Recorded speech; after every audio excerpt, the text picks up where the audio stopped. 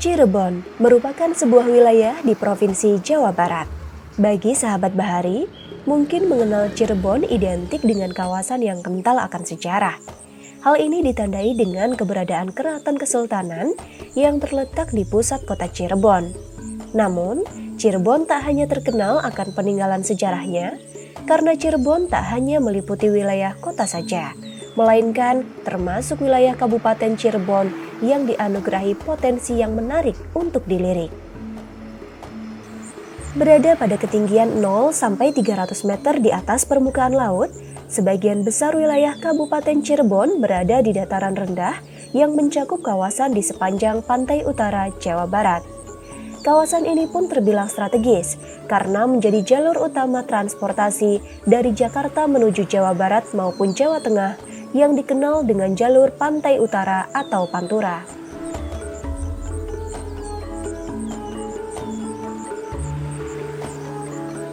Hal ini memberi peluang bagi masyarakat Kabupaten Cirebon untuk memiliki berbagai profesi yang menunjang perekonomian.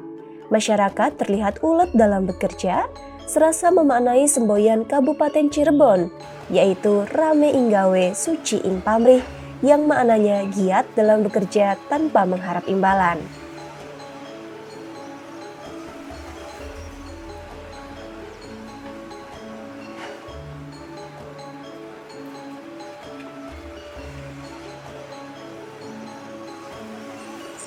Adanya kekayaan laut yang melimpah menjadikan masyarakat Kabupaten Cirebon lebih menggantungkan hidupnya pada sektor perikanan tangkap, di mana sebagian besar masyarakatnya berprofesi sebagai nelayan. Hasil tangkapannya pun bermacam-macam, seperti ikan, kerang hijau, dan rajungan. Berdasarkan Undang-Undang 23 tahun 2014 keterkaitan tentang pemerintah daerah, pasal 17 keterkaitan perbatasan 12 mil yang dikuasai oleh provinsi. Jadi ketika itu kewenangan kabupaten kota itu sampai 12 mil. Karena dengan ada kebijakan pemerintah pusat dari kementerian dengan azas dekonsentrasi pelimpahan kewenangan ke provinsi, akhirnya dari bibir garis pantai sampai 12 mil itu kewenangannya provinsi. Nah, setelah dari 12 mil sampai ke atas itu wilayah kementerian. Di potensi itu ada 2 item keterkaitan tentang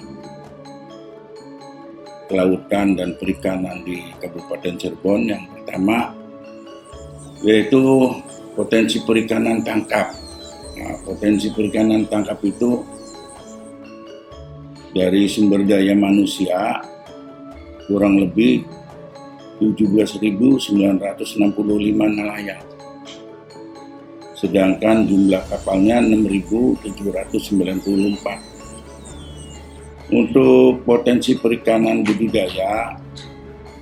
budidaya air payau itu potensi lahannya 8.239 hektar, cukup lumayan, tersebar di 8 kecamatan garis bibir pantai antara utara sampai wilayah timur.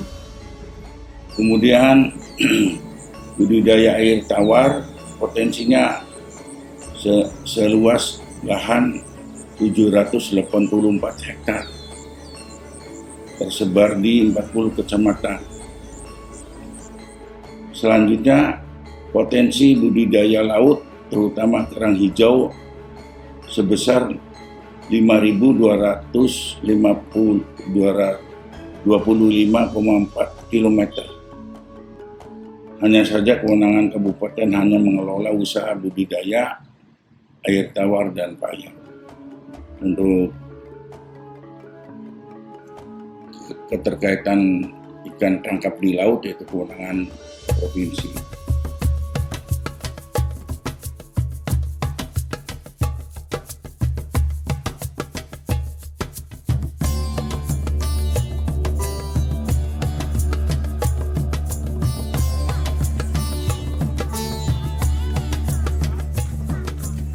Kabupaten Cirebon juga dikaruniai kondisi tanah yang subur untuk pertanian.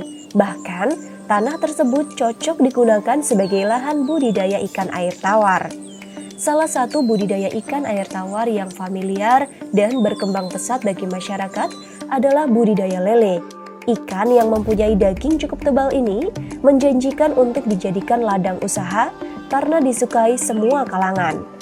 Selain itu, lele tergolong hewan air yang memiliki pertumbuhan cepat. Tak heran jika lele mampu menjadi primadona.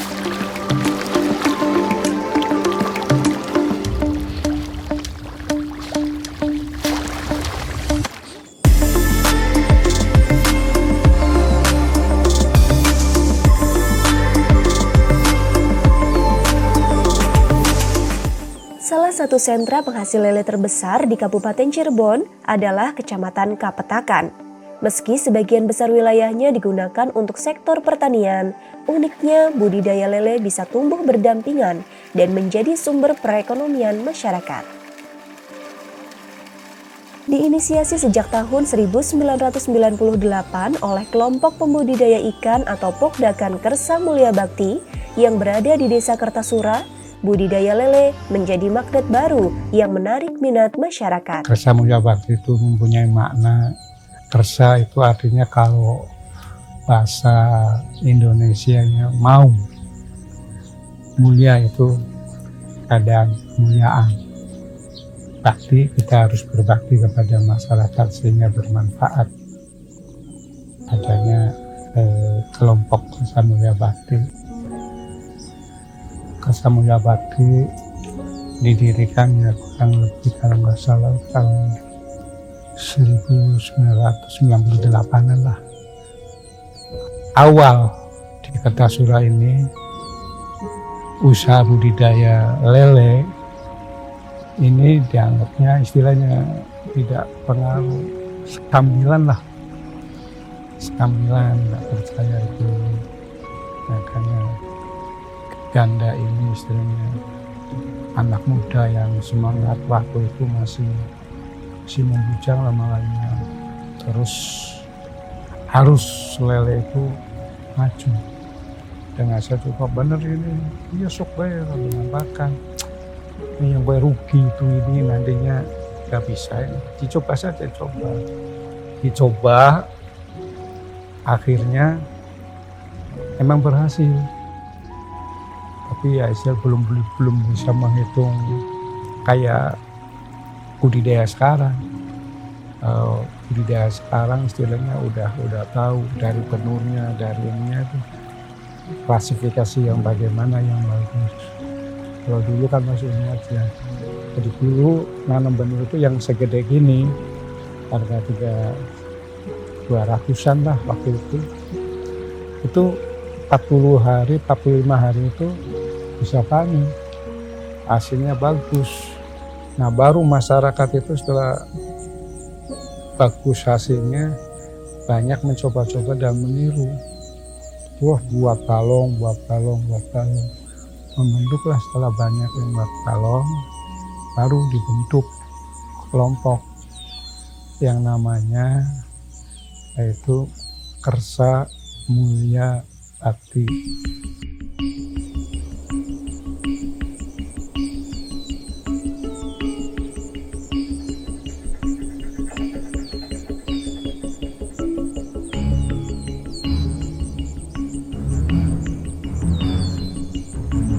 Adalah Suganda bersama teman-teman sebayanya yang menjadi pelopor berdirinya Pokdakan Kersa Mulia Bakti.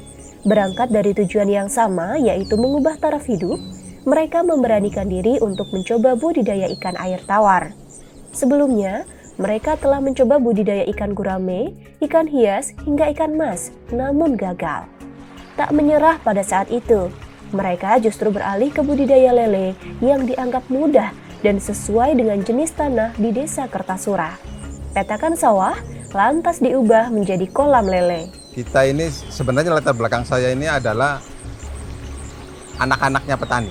Anaknya petani artinya orang-orang tua kita, saudara-saudara kita, dan tetangga, dan orang sekelilingnya itu, yaitu semuanya sebagai petani. Belum ada yang sebagai pembudidaya. Tapi kalau kolam ikan sih sudah ada, tapi kolam ikan yang alami yang artinya tanpa dibikin lah. Itu kan biasanya atau rawa atau apa kan itu kan bisa jadi kolam ikan. Nah, pada waktu itu kita berpikir saya ingin ya intinya berbudidaya ikan itu.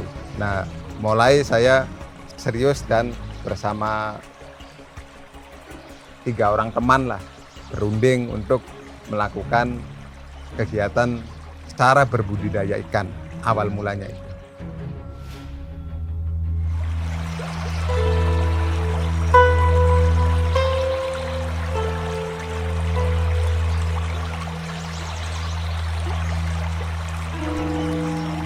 Dalam budidaya lele, air menjadi faktor penting yang menunjang kehidupan lele.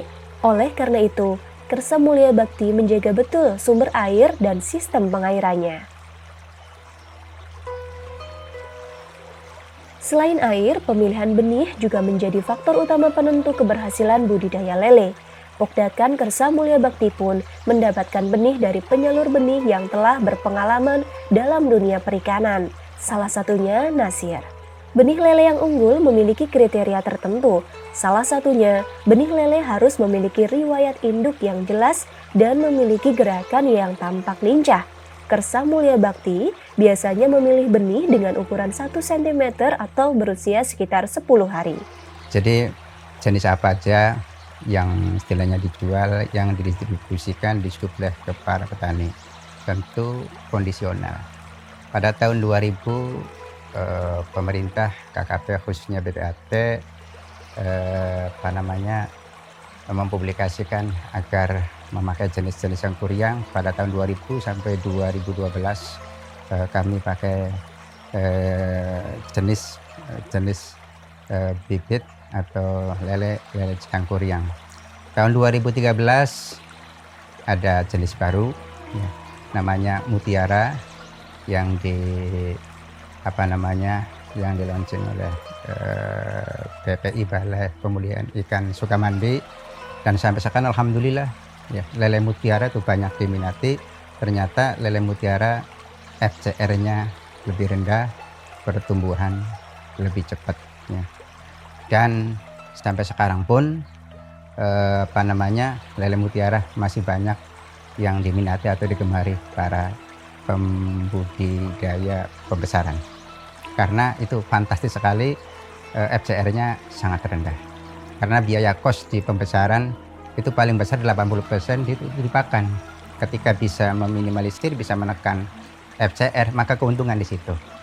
Sebagus apapun ikan, ketika FCR-nya tinggi, maka hitung-hitungannya keuntungannya jelas nanti tipis.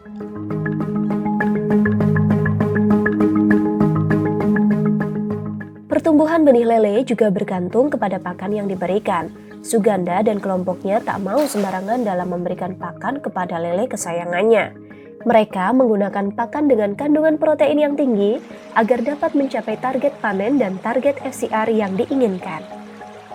Cara pemberian pakan bisa dilakukan secara manual ataupun otomatis. Yang terpenting adalah ketepatan waktu pemberian pakannya. Namun, Kersa Mulia Bakti memilih automatic feeder agar lebih efektif dan efisien, mengingat jumlah kolam yang dikelola berjumlah lebih dari 300 kolam.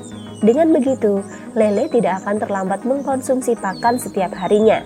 Dalam 1 hari, alat ini akan bergerak otomatis memberi pakan sebanyak 3 kali. Manajemen itu, Pak Suganda yang mengarahkan. Apalagi dalam hal budidaya. Saya belajar banyak dari beliau, sampai sekarang pun beliau yang menuntun kita-kita ini untuk selalu mengikuti perkembangan teknologi dalam budidaya. Jangan terpaku dalam budidaya yang cara-cara tempo dulu. Karena kalau tempo dulu kan budidaya kan alamiah. Kalau sekarang kan harus lebih maju lagi. Kalau semua orang punya teknologi, maka kita harus mengikuti, jangan menutup diri akan teknologi. Itu yang selalu disampaikan Pak Suganda. Seperti halnya feeder ya, auto feeder atau feeder box ya, yang sudah kita pasang dalam setiap kolam untuk membantu kita mengasih makan ikan ya. yang sesuai jadwal dan sesuai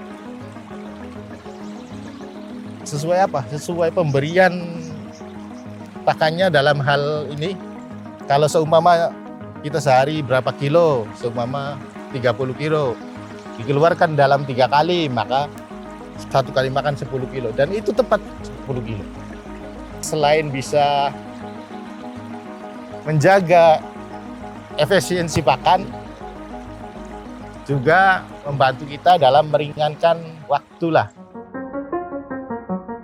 Selain pakan, secara rutin anggota Kersa Mulia Bakti tak lupa memberikan perawatan bagi ikan lele yang mereka budidayakan. Kita di kelompok Kersa Mulia Bakti ini mengerjakan sesuatu atau mengelola ini budidaya, yaitu dengan menggunakan SOP atau Standar Operational Procedure. Ya. Baik dari pembendian, pendederan, maupun sampai pembesaran. Dari pembendian kita ada SOP-nya seperti yang pertama, kalau di pembendian kita harus mengangkat lumpur dulu, pengeringan dulu pertama, pengeringan kolam, kemudian pengangkatan lumpur seperti itu ya, kemudian pemberian probiotik tanah, kemudian dijemur selama beberapa hari, 2 hari lah, 2 hari 3 hari, kemudian baru diisi air. Setelah air terisi baru dikasih probiotik lagi, yaitu probiotik air. Dan kita diamkan lagi selama 2 hari. Setelah itu, setelah 2 hari kemudian baru masuklah benih ke dalam kolam. Itu untuk pembenihan. Tetapi sekarang pembenihan kita dirubah, yaitu pembenihannya di kolam ya, di kolam pembenihan. Jadi pas masuk ke kolam yaitu udah ukuran 2 cm. Jadi tinggal pendederan yang kedua kalau udah masuk kolam.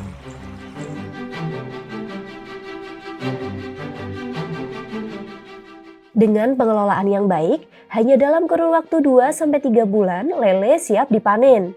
Sebelum melakukan aktivitas panen, biasanya lele harus berhenti diberi pakan selama 24 jam.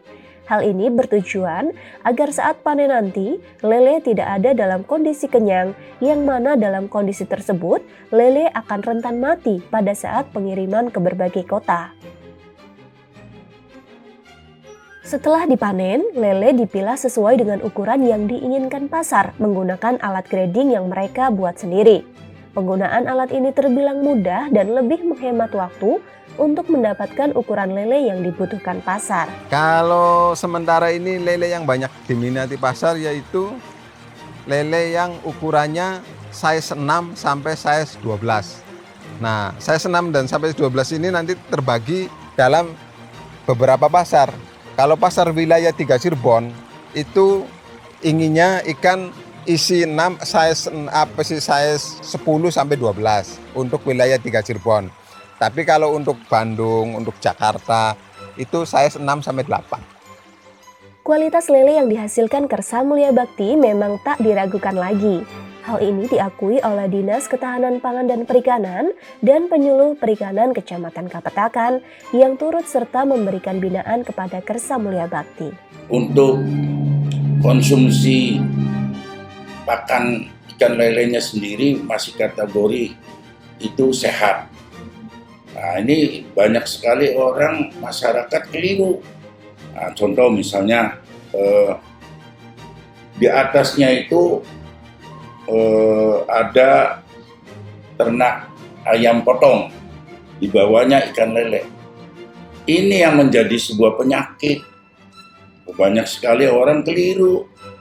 Nah, itu sebenarnya nggak boleh dikonsumsi karena mengandung bakteri yang cukup merusak organ tubuh manusia. Nah, untuk di Paganda, sepengetahuan kami itu pakai pelet. Kemudian pedagang tengkulak juga pada datang ke situ. Untuk kualitasnya lele sendiri di sini juga sangat bagus Mbak, karena sudah menerapkan CBIB juga dan sudah bersertifikat CBIB. Jadi penilaian dari cara pelakuan budidayanya sudah baik lah, bukan cukup lagi, sudah baik.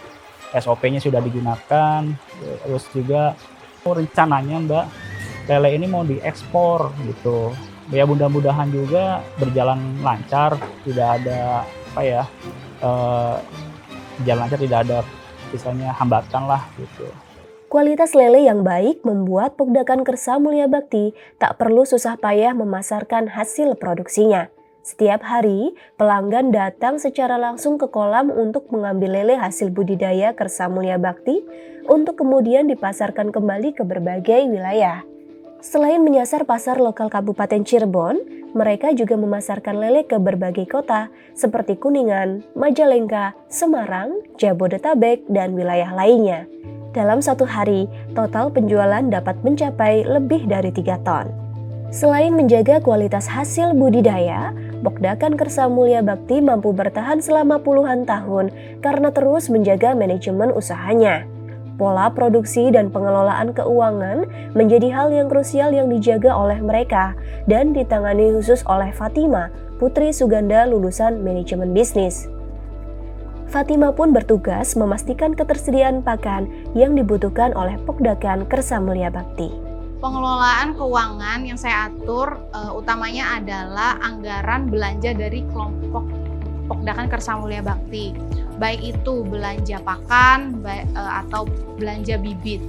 Nah, untuk belanja pakan sendiri kami usahakan membeli kepada distributor yang dengan harga terjangkau serta memiliki kualitas yang baik. Untuk belanja bibit, kami sudah bermitra dengan pembibit yang kami tahu bahwa benihnya memiliki kualitas yang baik. Kalau pakan yang baik itu kriterianya memiliki FCR yang bagus. Lele membutuhkan protein yang tinggi dibanding pakan ikan tawar lainnya karena mereka untuk daya tumbuh yang baik, protein minimal yang harus mereka konsumsi itu ada di 32% agar mencapai pertama target panen kami dan target FCR yang kami inginkan.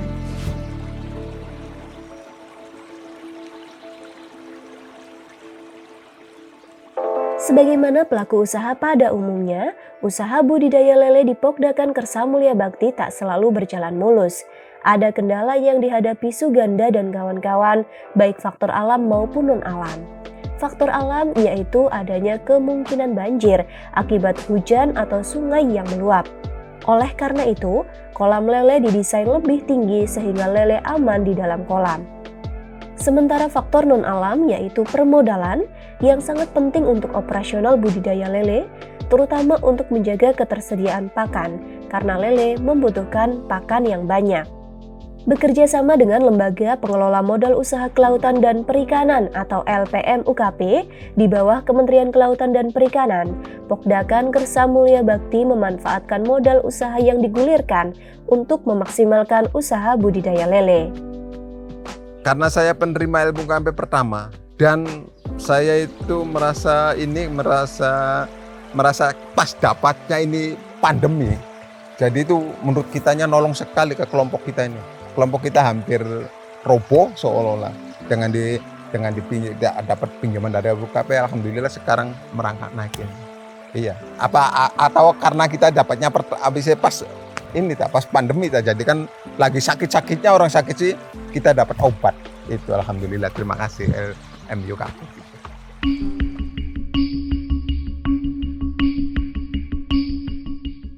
Perkembangan usaha budidaya lele Pokdakan Kersa Mulia Bakti yang berada di Desa Kertasura itu tak lepas dari pendampingan yang dilakukan oleh Ujang Junaidi, pendamping LPM UKP untuk lokasi layanan pendampingan atau LLP Kabupaten Cirebon. Untuk Pokdakan Kersa Mulia Bakti itu mereka tuh bisa panen tiap hari.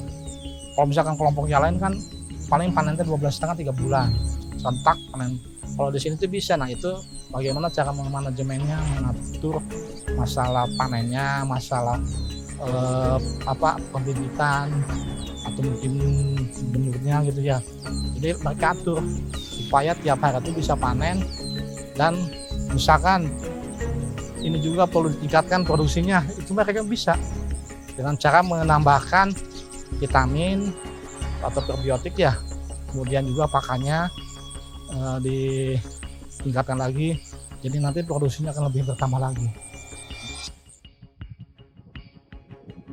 Sebagai pendamping, Ujang mengakui keunggulan Kersa Mulia Bakti yang benar-benar mampu menjalankan usahanya secara berkelompok dengan penuh kebersamaan dan gotong royong. Karena di sini kan itu istilahnya adalah usaha kelompok.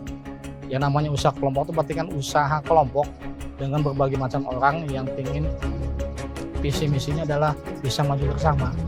Jadi komitmennya dalam mereka itu harus gotong royong, saling bahu-membahu dan kerja keras. Jadi bukan hanya kelompok masing-masing punya usaha masing-masing. Ada yang sukses, ada yang enggak. Kalau di sini kelompoknya itu usahanya satu. Mereka itu berusaha supaya bisa memajukan antar kelompok atau antar anggota bisa lebih maju bersama. Kenapa saya bertahan sampai 20 tahun lebih di kelompok? Karena saya itu tertarik dengan tujuan yang diamanatkan awal oleh kelompok, bahwa kami mengangkat kebersamaan. Artinya apa? Bahwa dengan berkelompok kami meningkatkan kesejahteraan bersama.